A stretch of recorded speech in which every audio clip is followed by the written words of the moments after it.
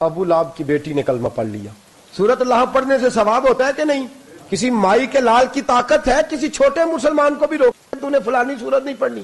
اور یہ تو پاکستان اسلامی ملک ہے نا, کفرستان میں بھی شاید کوئی نہ منع کر سکتا ہو, لیکن لوگ کیا کرتے, ابو لہب کی بیٹی گزرتی تو لوگ سورۃ لہب کی تلاوت کرتے. میرے حبیب کی بارگاہ میں آ کے روئی, کہنے لگی سونیا وہ کافر تھا یا مسلم, میرا تو باپ تھا نا. حضور لوگ سورۃ لہب مجھے دیکھ دیکھ کے بیبیاں پڑھتی ہیں, میرے رسول کریم صلی اللہ علیہ وسلم کی بارگاہ میں وہ کھڑی رو رہی ہیں, کہتی ہیں یا رسول اللہ وہ اگر میرا باپ ہے تو میری کیا غلطی ہے. میرے محبوب ممبر پہ بیٹھے اور فرمایا ہر شخص کو قرآن پڑھنے کی اجازت ہے, پر ابو لہب کی بیٹی آئے تو میں اجازت نہیں دیتا کہ کوئی سورۃ لہب کی تلاوت کرے. یا رسول اللہ قرآن نہ پڑھے. فرمایا قرآن کا معاملہ نہیں ہے, ایک شخص کی عزت کا معاملہ ہے. کسی پہ ٹھٹھا نہ کر, کسی کا مذاق نہ اڑا. اللہ کریم کی لاٹھی بے آواز ہے, کہیں تیرے پہ برس نہ جائے.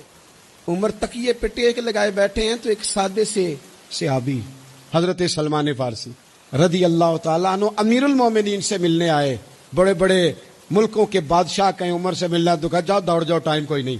حضرت سیدنا سلمان فارسی آئے تو عمر پہلے اٹھ کے کھڑے ہوئے, پھر وہ اپنا تکیہ نکال کے تو حضرت سیدنا سلمان فارسی کو پیش کیا. حضرت سلمان نے تکیہ دیکھا, آنکھوں میں آنسو آ گئے, کہنے لگے سچ کہا تھا میرے رسول کریم نے, سچ کہا میرے نبی پاک نے. بار بار یہ جملہ دہراتے. حضرت عمر کہنے لگے سلمان کچھ بتا نا, کیا کہا نبی پاک نے؟ تو فرمانے لگے عمر میں نے حدیث سنی تھی, پر یہ کب مجھے پتا تھا کہ میری زندگی میں اس کا عملی مظاہرہ بھی دیکھوں گا.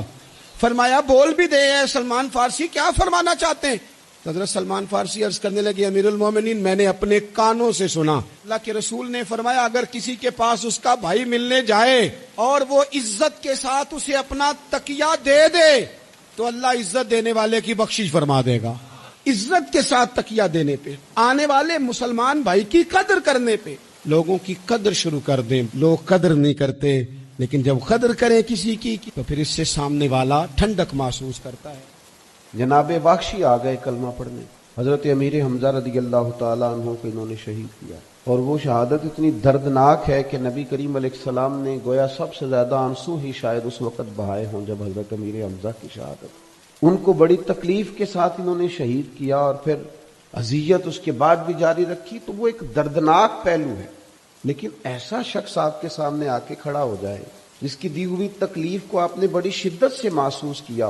ہمارے ہاں تو معاف کرنے کا مزاج ہی نہیں. 30-40 سال پہلے جب ہماری شادی ہونے لگی تھی تو اس وقت کہیں سسرال والوں نے کوئی ایک بات کر دی تھی, عمر بیت گئی, اب بچے بھی بیاہ گئے, پر ہم وہ بات بھولنے کو تیار ہی نہیں. جب لڑائی شروع ہوتی ہے بات وہیں سے شروع کرتے ہیں. وہ تیرے ابا نے یہ کہا تھا, بھائی اب چھوڑ بھی دے, معاف کر دے, جانے دے. ہم تو ضد پال لیتے ہیں. وہ جناب بخشی آئے. ساری بات کا خلاصہ یہ ہے کہ انہوں نے عرض کیا کہ میری بھی معافی ہو جائے گی. تو کریم فرمانے لگے تو سچے دل سے کلمہ پڑھ, ہم تمہیں بھی معاف کرنے کو تیار.